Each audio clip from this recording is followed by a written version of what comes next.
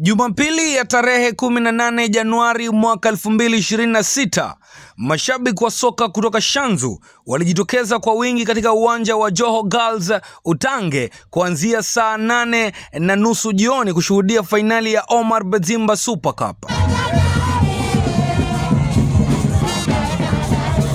Mchuano huo uliokuwa wa kusisimua uliwakutanisha Shanzu El Control dhidi ya Annex 07.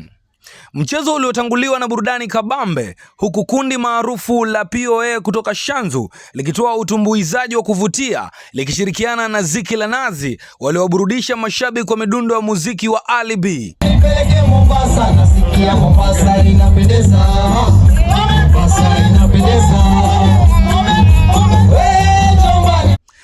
Shamra hizo ziliwafanya mashabiki kuingia uwanjani mapema wakisubiri pambano hilo la kipekee.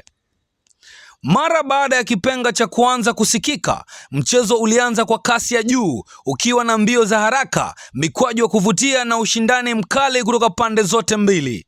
Hata hivyo, Shanzu El Control walionekana kuwa nje ya mdundo, hali iliyowafanya kupoteza umakini mapema.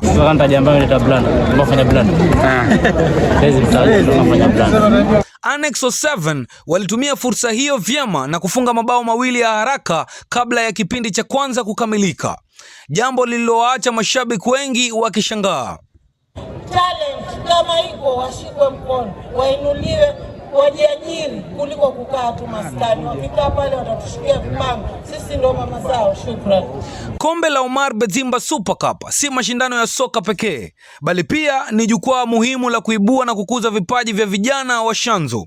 Akizungumza wakati wa tukio hilo, Omar Bedzimba anayewania kiti cha MCA Shanzu alisisitiza kuwa lengo lake kuu ni kuwapa vijana fursa za kushiriki michezo, hususan soka, kama njia ya kukuza vipaji na kuwaepusha na maovu ya kijamii.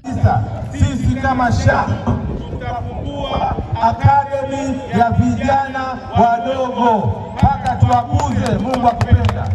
Na huyu kijana Karanja umemuona, tunajidilisha ni wajipua dhidi yenu hivi vijana.